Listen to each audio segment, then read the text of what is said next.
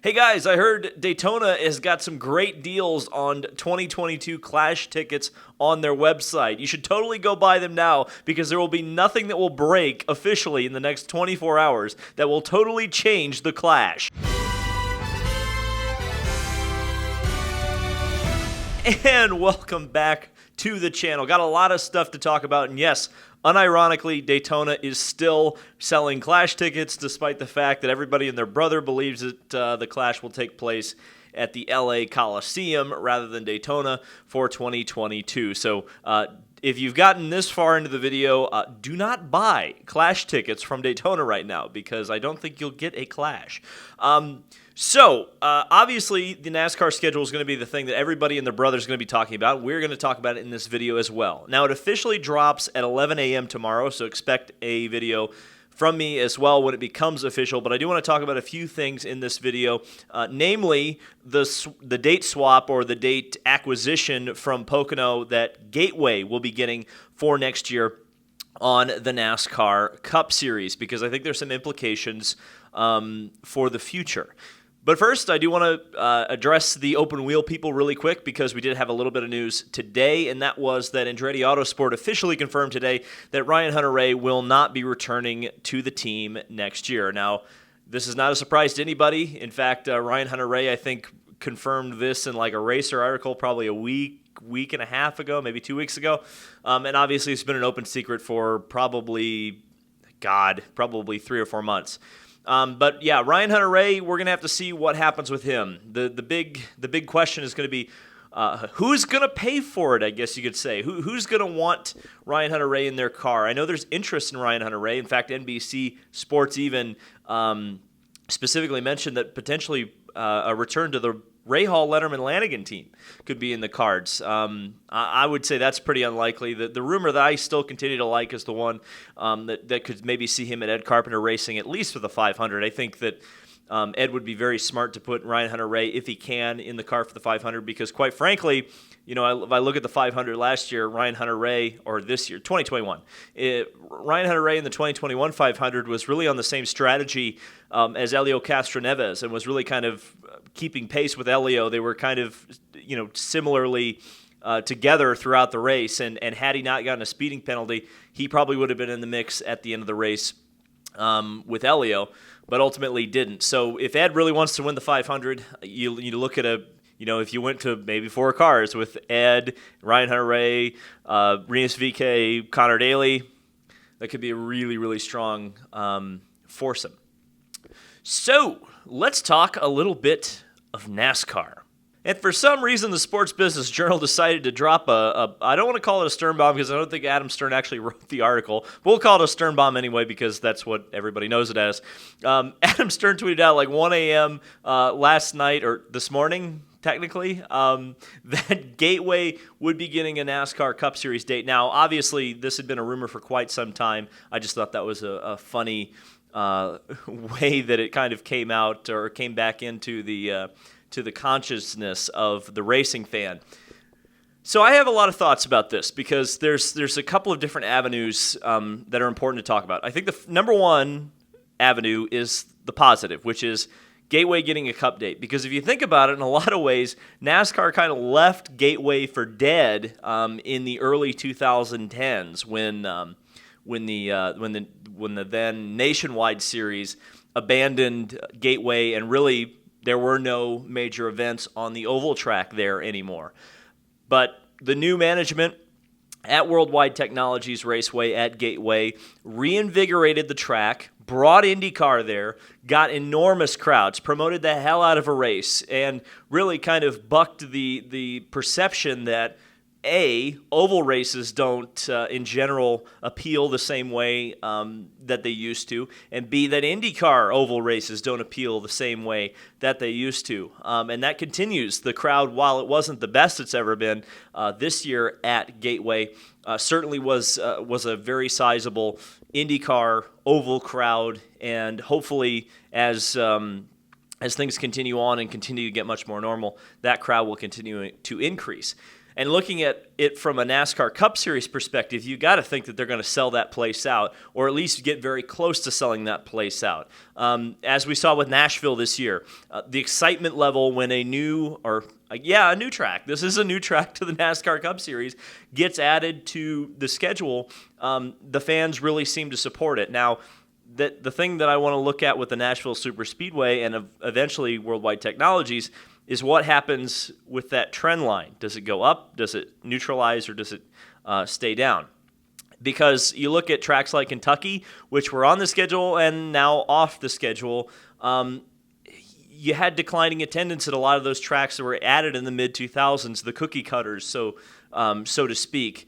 And we're seeing those go away now. So now they're being replaced by the tracks that were perhaps much more unique and built at the same time, and if surprise, had more longevity because they were perhaps more unique racing facilities.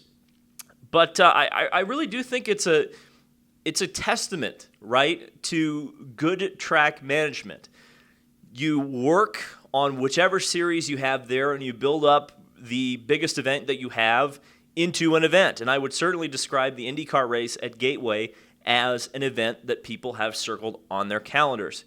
And I expect them to do nothing less for the NASCAR Cup Series when they come there next year. I think it's going to be an enormous event. I think they're going to really promote the hell out of it. The question I have is going to be the racing. And obviously the racing across the board next year is going to be a big question mark because of the next-gen car, provided they run that the whole season, which it seems like they are absolutely intending they're going to do, of course. I think I've heard some things like 650 horsepower, potentially for most, if not the entire season next year. So that's a good start. The NASCAR Truck Series in modern NASCAR has been racing with IndyCar at Gateway for quite some time now. And the racing isn't bad, but the problem is the Truck Series racing is always or almost always better than the Cup Series racing these days. So the question is going to be, I guess, is the design philosophy of the next-gen car going to produce racing closer to what we see now or racing that we see in the Truck Series? If it produces racing similar to what we see in the Truck Series, I think you're going to have a very good show at Worldwide Technologies Raceway. The question or the problem is going to be, because in a lot of ways, it's going to sound weird to say, but Gateway, I think, is a very similar track to Indianapolis. It's flat, it's fast, it's not exactly a short track, and there is some driving skill obviously involved there. The difference, of course, with Indianapolis is that the corners obviously are a much tighter radius, and you have two truly different corners where you have the 1 and 2 complex, which is banked, the 3 and 4 complex, which is wider and flatter.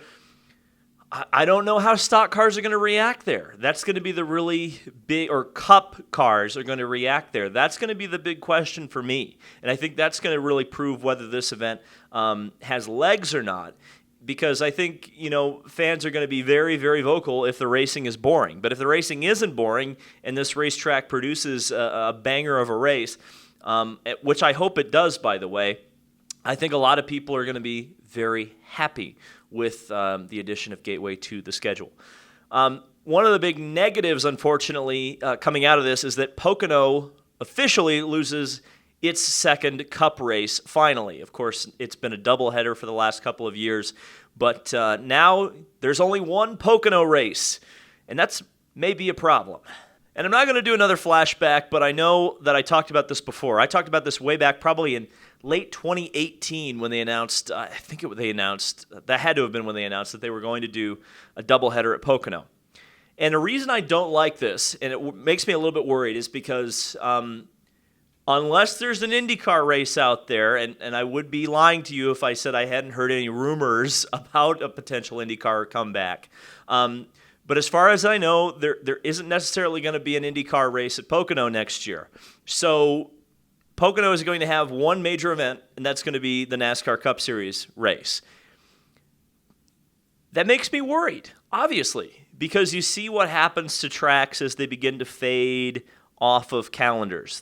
Especially NASCAR calendars, they go from 2 races down to 1, and then you either get a reconfiguration or they get yeeted off the calendar. In some cases, they get both. They get the reconfiguration, they ruin the track, and then they go, let's get rid of it anyway.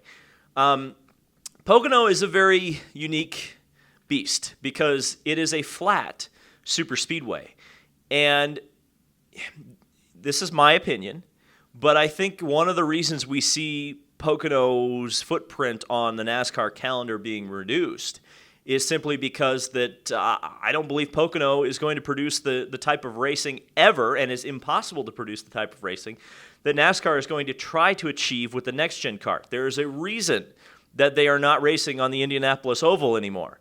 There is a reason that that Pocono's getting reduced to one race, and there is a reason that Fontana is going to be bulldozed, maybe, eventually, potentially, into a short track. There is reason for this, because NASCAR either wants beaten and banging short track racing, or they want the crazy pack racing, tear up the entire field, Daytona or Talladega races. And I really don't think they want a kind of race where it's more of a driver's race, where the cars get spread out and, strategy becomes a major factor in the race. They seem to have taken active steps to eliminate the type of races that Pocono produces, for better or for worse. I know a lot of NASCAR fans think that Pocono is a very boring track. IndyCar fans seem to think that Pocono is a very dangerous track. So there's two things there that you kind of look at and you go, ugh, makes me a little nervous. Now, I remember I've had a few conversations with friends of mine over the years about Pocono and about what may or may not happen to it in the future. And the one thing I think that Pocono does have in its advantage or in its back pocket is that it's out in the middle of the mountains.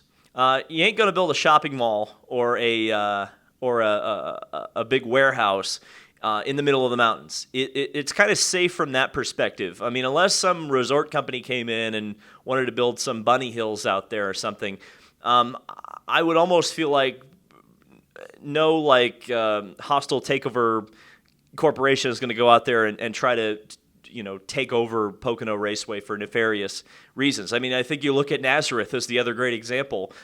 Just an hour and a half down the road, it's still sitting vacant. No one's developed Nazareth Speedway, and believe me, they've tried. It's still there. So I think that's the good news for Pocono, is that even if it doesn't have any major races, it'll probably be around for a while.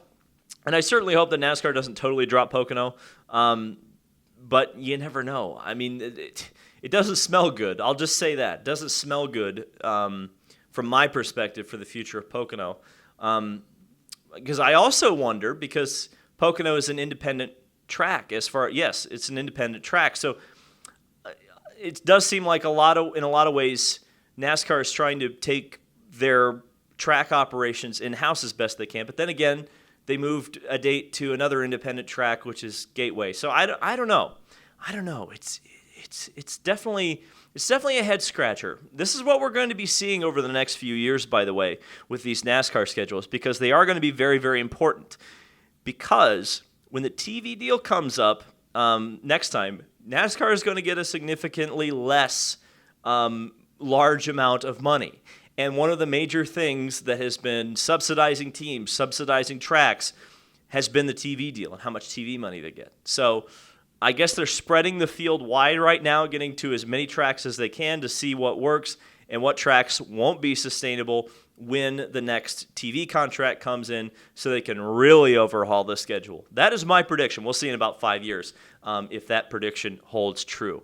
But there's more to talk about tomorrow with the NASCAR schedule coming out officially at 11 a.m. We'll see you there. Thank you guys so much for watching this from Dayland on YouTube, and we'll see you in the next video.